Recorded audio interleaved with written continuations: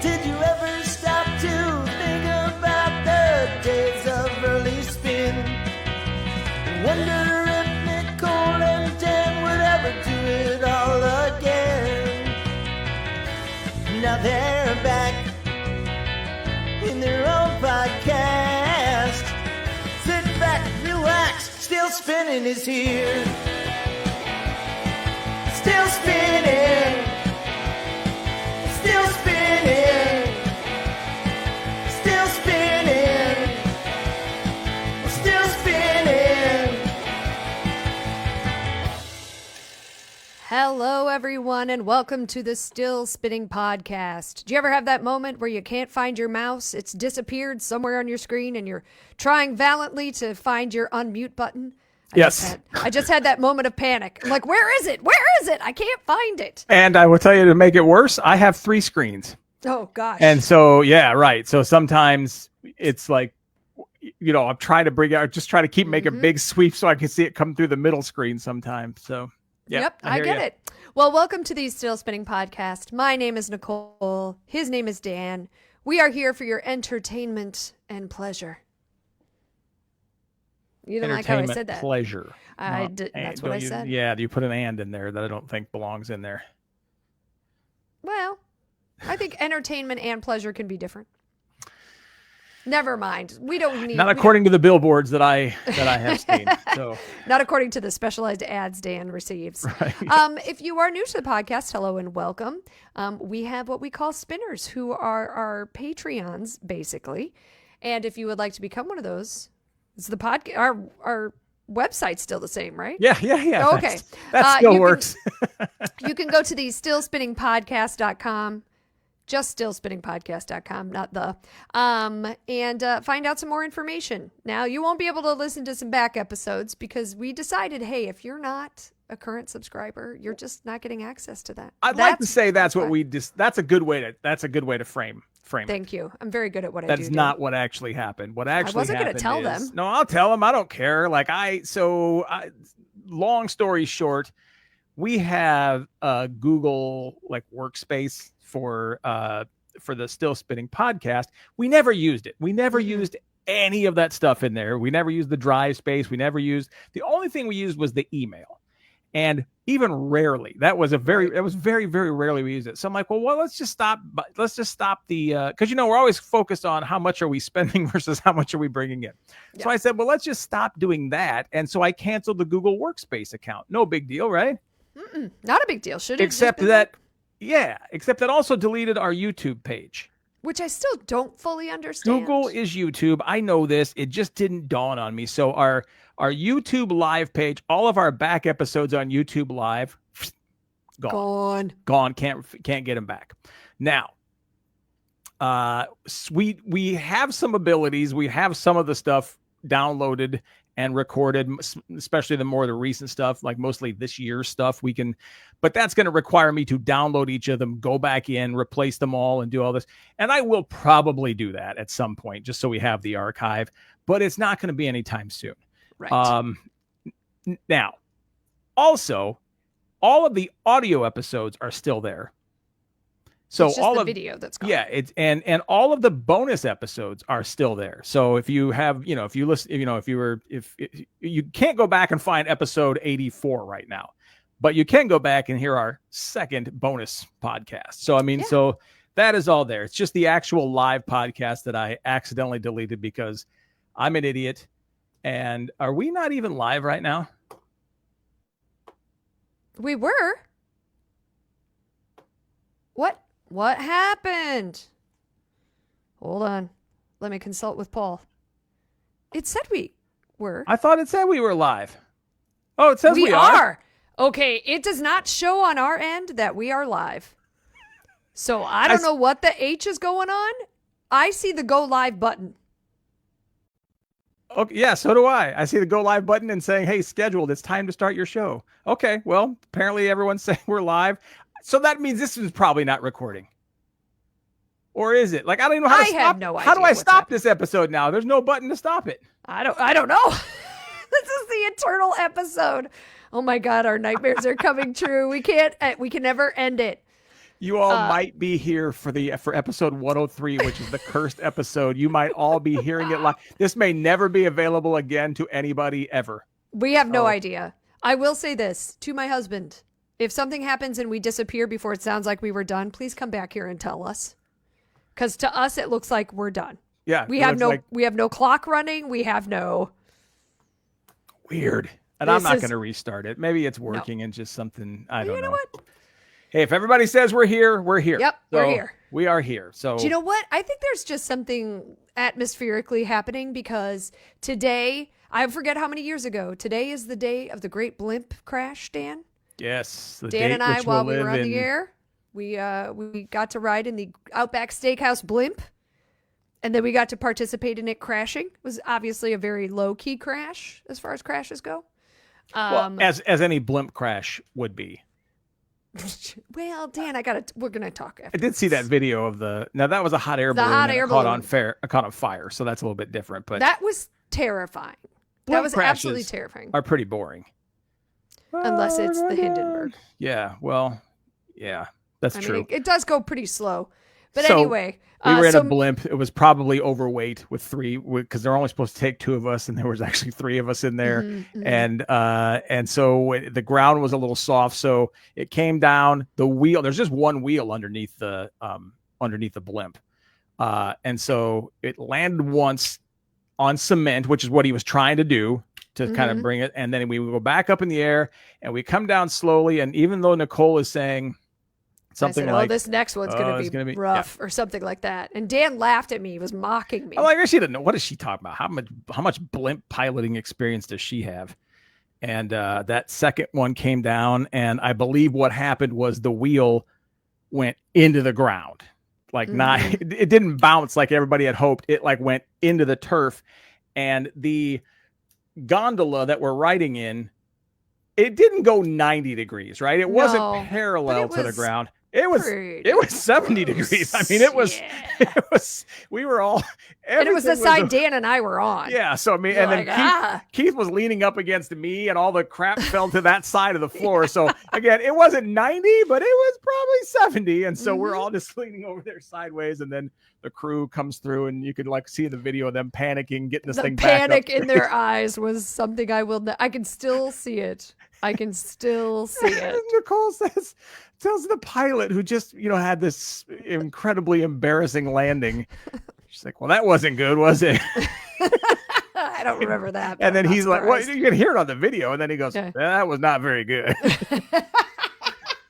Well, again, I don't have a lot of blimp experience. I'm like, maybe this is how they land it. Because do you know how they land a hot air balloon? Unless it catches on fire? I do, because my mom got married in a hot air balloon. Yeah, it tilts, right? If you consider that tilting, instead of like a nice, slow, gentle, like just decreasing altitude and you just land, they angle the thing and then they bounce it off the ground until eventually you hit hard enough that you just topple. That's how you get out. So it's essentially the same thing, except you could just climb out then. It was terrifying. That's why they land in fields all the time. They need so much room to keep bouncing, right? I mean, I guess so. Yeah, and a lot fewer things to hit. Yeah. My inside intel has told me we're still going. Okay. But we're not showing up on the Still Spinning page. Why would we? Showing up on my page. Why would we? All right. You know what? Who the F knows? It looks like all these things are I don't know. I'm just not going to push any buttons. What? Is this connected maybe to the email address? Shouldn't be. Our Facebook page? It shouldn't be. Our Facebook page should have nothing to do with the... I don't know. Technology. Speaking of technology. Yep. Oh boy. Microsoft has done a new report. They based this report all on... Are you familiar with Microsoft 365, Dan? Yes. Yeah. So Microsoft 365. So for people who have a Microsoft account, you have access to Microsoft 365, which essentially means you can go into your computer, type Microsoft Office 365, and you have access to the entire suite of things, which is Microsoft, your PowerPoint, your Word, your everything, all the Outlook, all that kind of stuff. So Yes. So they just, this story comes out of CNN Business, and they just recently did a study where workers are struggling to cope with what they are calling the seemingly infinite workday, involving an increasing load of meetings scheduled at 8 p.m. or later and a near constant stream of interruptions, according to a new research project by Microsoft. The company analyzed data from users of Microsoft 365 services, which includes Outlook and PowerPoint, globally between mid-January and mid-February. It found the number of meetings booked between 8 p.m. and just before midnight had risen 16% compared to last year. Geographically dispersed teams, as well as those with flexible working arrangements, were responsible for much of that increase. The Microsoft report actually says the infinite workday starts early, mostly in email, and quickly swells to a focus-sapping flood of messages, meetings, and interruptions. The company found the average workers interrupted every 2 minutes by a meeting, an email, or a chat notification during a standard 8-hour shift, which comes up to 275 times a day you're interrupted. And I fully believe that. And those messages don't stop after they've clocked off, everybody. During the study period, the average employee sent or received 58 instant messages outside of their core working hours, a jump of 15% from last year. The typical worker also receives 117 emails per day, and by 10 p.m., almost one-third of employees are back in their inboxes, pointing to a steady rise in after-hours activity. How are There's you? There's more at this? horrifying numbers. I'm terrible. Like, I will say, whenever I bought into a business, I had to revamp how I work, because I am someone who likes a clear inbox. I don't like to have unread messages. I like to have everything. I have like 15,000 folders. Everything goes into its place when it's done. And I had to revamp that because I can't keep up. I literally can't. Or there are things that somebody else needs to do that I need to keep my eyes on, so I keep them in a different place. Like, it's bad, but I've had to turn off the sound, the email sound it makes, because not only would it interrupt what I was doing, it gave me just massive anxiety. Right. Of just like, I have to deal with this thing right now. When I don't, I know some of it is like my own need to handle things right away. Yeah. Like, I don't keep Slack open on my computer. I open it, I look at it, I turn it off. I can't handle like that constant Ironically called interruption. Slack, when it does not allow you to Slack at all. Right. Like it's the opposite of Slack. I read a lot of like productivity, and because it's like a constant battle with me. Because I work a very weird. I work I do several different things. Same. And some days this one requires a lot of work during the day, but I still have to do stuff at night. And you know what I mean? Like, I still have to get this other stuff done for this other thing. And then I do some volunteer work that has to, like, if I don't get this done, a whole bunch of people don't get their thing done. And so I try so hard to, because I've read probably 15 or 20 different productivity books all about time blocking and turning off your notification. And I have friends that can do this. I have friends that will, at 8 o'clock or whenever they start their day, they can go in and they will spend it's on their calendar. I will spend a half hour replying to my emails. They will not then check their emails again until like noon. Couldn't do it. Couldn't handle it. Right. I know. And they just won't. So they're like, listen, if everybody else can't get their crap together and they can't get this stuff, then it's like, it's not my fault. And that's true, right? Like, at some point you get everything you can done and say, all right, now I need stuff from you guys. And if somebody doesn't get it to you, or, if you're like you shouldn't have to, because somebody gets your thing, if something's due at 3 o'clock, they get their crap to you at 2 o'clock. When they could have done it all day. Like, that's not your fault, but now you're stuck working hard from 2 to 3. So I really want to be one of those people who have that ability to just shut off the email, focus, deep work. It's Cal Ripken, Cal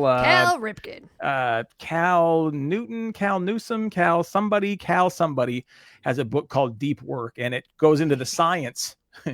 It goes into the science of why it's better and better for you, better for everybody to work that way, right? Where you are focused on that one project, but also working from home makes that difficult, because also I have a dog back here, and also people drop stuff off at my door, and people, it makes it very difficult to do that whole deep work. But it goes into like, this is how the great thinkers, that's how like Sigmund Freud worked. It's how Thomas Edison worked. It's how all these people who came up with all these great things, they blocked everything else from. But it was so much easier to block True, everything else. but it's pretty easy now. It literally is easy. Shut off all your notifications on your email. Shut off your phone. Turn your phone on do not disturb. Put it over here. Put it away from you. Turn it off if you have to. And then every, like 3 times a day, come back and check your email. The rest of this, you say, all right, from this point to this point, I'm doing only this stuff.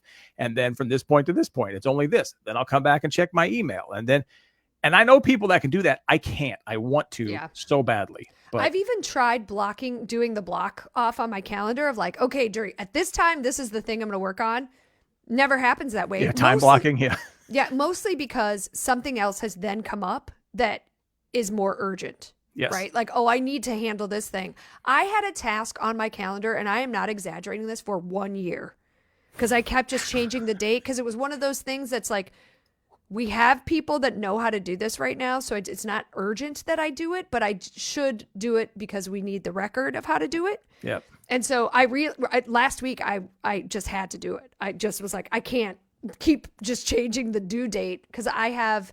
In Google, there's on the side, you can have a task list and you can assign like certain days to do it. And I use that thing religiously. Like that is my main task master, if you will. I've used so many of those things. I've used so many of those different, like try Google Oh, that's not enough. No, I'm going to use one called OmniFocus, or all of these things. I've tried to do the whole GTD, the getting things done whole mentality, the whole, I just can't, like, I really want to. So, yeah, but so going back to what they're saying, this has all happened since the pandemic. So they're saying people are working more since the pandemic. It doesn't necessarily, it's more than last year, which wasn't pandemic, but I do think a lot of this started in the pandemic.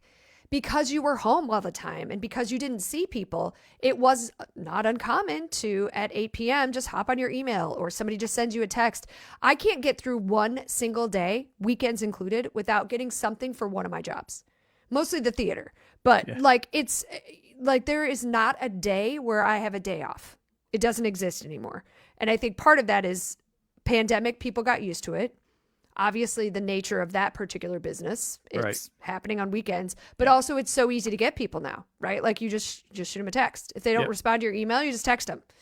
Yeah, it's awful. I got to tell you 2 things. Number one, it's super annoying to me that this thing doesn't say we're live.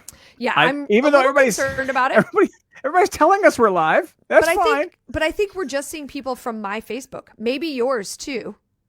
But I'm friends with everyone, I think, on here who has commented. So it might just, but I don't know why it would just be going out on my Facebook. It's on Instagram too. Nobody ever watches us on Instagram. It's annoying. It says it's everywhere. It says it's on all of our pages, but it doesn't seem to be on the Still Spinning We're going to page. hit go live and like, I have no idea what's going to happen. We should try it at the end, at the very end. Yep.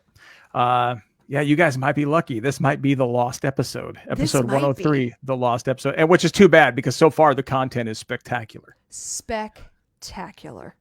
All right. So we're all working more, apparently. Yeah. Mm-hmm.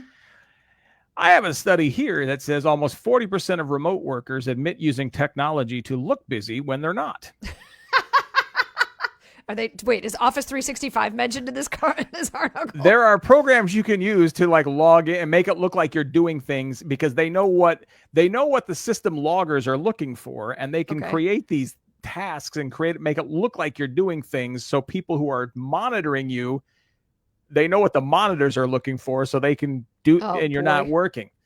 I'm telling you, I don't care what anybody says. Work from home has destroyed this country, and for the most part, I would say there's probably 25% of people will work better from home. I think you'd be surprised. I think you would. I think you would. I would be surprised if it's over 25%. I know there are people who can work from home better, but just for the reasons we were just talking about, the focus and all, and it's just easier for me to go, hey, did you see this? Now I know in reality, that's an interruption too. You're interrupting somebody just like... That's true. Mm-hmm. Yeah, so I don't know. But anyway, so yeah, professionals who have the benefit of working from the comfort of their own home can enjoy the flexibility of working at their own pace. But a new Lending Tree study reveals that some of these workers are using digital tools to give the impression they are remaining productive on the jobs when they're not. To collect the data for the study, Lending Tree commissioned Question Pro to conduct an online survey. The study revealed that most remote workers leverage their work from home status to earn money on the side. So Sure. So yeah, they're working more than one job. Mm-hmm. They've generated income while working their main job. I heard a radio commercial that said, now you can make blah, blah, blah, find out how you can make money while you're working. I'm like, well, that is working. Mm-hmm. That's what you're doing. Yeah. Separately, let's see what I'm sorry. Meanwhile, remote workers who haven't picked up extra work, 58% have considered doing so. More female remote workers admit they think about it more often than male workers do, 10% versus 6%. According to Lending Tree, 74% of remote workers with kids younger than 18 reported caring for their children while trying to work. 100%, of course. 69% of parents working remotely admit to doing household chores during work hours.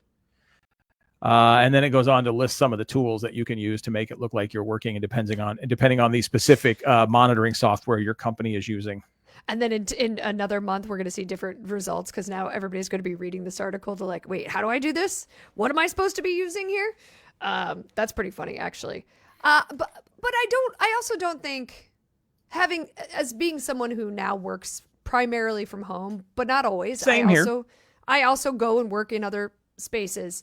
There's always an interruption. It doesn't matter if you're home or not. It probably takes me less time to like switch my laundry, which I might be doing while I'm working, than it does to have somebody come up and start talking to me when I'm like, I don't have time to listen to have your Dale story. come to you Yes. and talk about the episode he saw on TV last night. Yes. Right? Yeah. And there's like the people that when you work in person, there are the people that you know to not make eye contact with. Because if you make eye contact, Dale is coming, Dale, and he is not going to leave. Yeah. And you're going to have to make up some excuse, or somebody else is going to have to walk by. And I'm really bad at that kind of thing. My first job, I worked in a movie theater, and I was in high school. So I was a junior in high school. And this guy, couldn't tell you anything about this guy. I didn't really know him. I don't know why he liked me or whatever. But he came to the movie theater and then just like hung out while I was doing all my work. And I didn't want him there. I didn't know him. I didn't necessarily even know that he was necessarily there for me. And then finally my bosses were like, you have to tell him to leave. I'm like, I don't even know this guy. Like and now like it's a little more stalkery than it's not. But at the time as like a high school kid, I'm like, what do I say to this person to like make them leave? It's not, I think that's the boss's job. Yeah, it should be. And it shouldn't be, it shouldn't be up to a high school kid, and it shouldn't be up to, although again, everything is different now too, right? Because now we have, now it's super easy to track somebody with social media. And I mean, heck, you can drop an air tag in someone's backpack. And I will tell you, one of my favorite things Apple has done is invent the thing that lets you know if there's a tracker moving along with you. Have you ever seen that? No, but I've read some on Reddit where women are like, I've got this thing now ever since I went to the bar. Yep. So that's alarming. But it's good they're doing that, right? It's good that Apple is showing, hey, this tracker's not in your account, and it's moving right there with you. That's a good idea that they're doing that. But there are some benefits to like but we all the wouldn't technology. Need it. We shouldn't need it. Yeah. Has the storm started yet, Dan? I don't know. Oh, okay. You kept looking around. Maybe. I was listening to the dog behind me. He's I don't know. Oh, it looks like the storm's about to start here. So we're now Dan's about to get pummeled in Wisconsin. Yeah. So nothing here, everybody. Nothing in Chicago. Not yet. You will later tonight. Oh, okay, cool. Yeah. Just a lot of rain. All right. Well, let's see. You want to do the last one? You want to talk about this? Oh, yeah. Since we're apparently only on your page. Yeah, and I have no idea how long we've been going, but I can guess around 25 minutes. All right. So this is genuinely one of my greater fears. And the older I get, the more scared I get about this happening. Roller coaster of love, say what? A Georgia theme park left visitors stuck on rides due to a, quote, widespread power disruption. This happened late last week. Wild Adventures theme park in Valdosta was allegedly forced to evacuate several rides on Saturday, June 21st. The theme park shared a statement on Facebook in response to visitors taking to social media to complain about the ordeal. They stated that a widespread power disruption linked to a nearby utility station impacted both the surrounding community and the park's operations earlier that afternoon. And of course, they list a bunch of videos and pictures people had park guests had posted, appearing to. What's that? If your power goes out, it's going to happen. I get it. Oh, yeah, for sure. Yeah. But it was, they show the moment that the Wild Adventures Blue and Green Twisted Typhoon roller coaster paused while it carried its passengers up an incline. And that specifically is a huge fear of mine. I am not afraid of roller coasters per se, but I am afraid of heights. So every time they're climbing that, because the first initial climb is really like a really slow climb up to the top, and then they pause and then they release you. And it's not very far over the side. You're like sitting right there and you can look, I mean, yeah, slowly you can look over there and look down. Yeah, that's true. Yeah, and there's like that stairwell on the side. And I have always said, yeah, if this bad boy gets stuck, I'm gonna die in the seat because I am not. I don't know how you could. I couldn't. Your legs wouldn't work to get over into Correct. Yeah, I would be in such a state of panic that there is zero chance that I would be able to climb down those freaking stairs. You just have to sit there with your eyes closed until they came and got you. Yep. And this one did not get stuck upside down, but you'll see stories sometimes where they do get stuck upside down, which in my mind, once you hit that first hill, you should have enough inertia to just like push it to the end. Yeah. I know obviously that's not how it works, but that's how I quell my panic. Yeah. On it, but like I said, the older I get, the more scared I get about that thing happening, because I cannot force myself to climb down those little stairs that are just see-through. Like, just the thought of it, honestly, is like giving me the heebies. I don't really have a fear of heights very much. And well, that's not true. I guess being out in, like, if I'm up in a plane or I'm I'm on a roller coaster, it doesn't bother me. But if I'm like walking up to a ledge and there's nothing around me, yeah, I get a little wobbly knees and that kind of stuff. But roller coasters don't do really anything for me at all. Really? And you know what? I figured this out why it is. And maybe it would now because I don't fly so much anymore. But we went out to Las Vegas and went on that New York roller coaster. Yep. Yeah. So, but we did this the week after I did stall and spin training in an airplane. Oh. And so I guess in my brain from that point on, I'm like, look, this thing ain't going anywhere. Like if you're doing stall and spin training, I mean, you're literally going up like this until the plane can't keep climbing and there's no more air going over the wings and you go, yeah, straight to the ground. And then you spin, you're going down, you hit and you like start going into a spiral as you're going down. And you paid to do this? Yeah. Well, I paid extra because I'm like, I need to learn how to get out of this if this ever actually happens, because it can happen to you while you're in the air. Sure. And so I'm like, okay, I'm twirling at 4,000 feet in a plane headed straight for the ground, and I know how to get out of it, right? But I'm like, okay, and so that's scary because if you do that wrong, you die. And if your instructor isn't a good instructor, yeah. Although to be honest, in most of the planes I fly, not so much the spin, but a stall. If you just take your hands off there, it will eventually correct itself.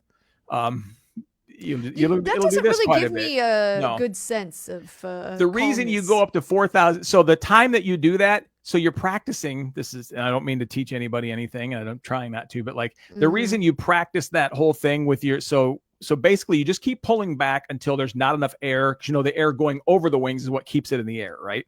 Didn't know that, but sure. Stalling has nothing to do with the engine; it's the wing air, and so you pull back, and eventually there's no air going over, which means your plane's going to go straight to the ground. And the reason you practice that is because your initial reaction is to go crap and pull back. If you do that, you're going to die. Jesus. Your initial reaction, what you need to do is keep that nose into the ground, going towards the ground to build up speed so more air goes over your wings so you come out of it. So you practice that from day one in an airplane, because it's fine at 4,000 feet. You don't want that happening at 100 feet when you're landing, right? When you're already going Right. slow, and you don't want to go, oh crap, and pull back, and there's no time to fix it.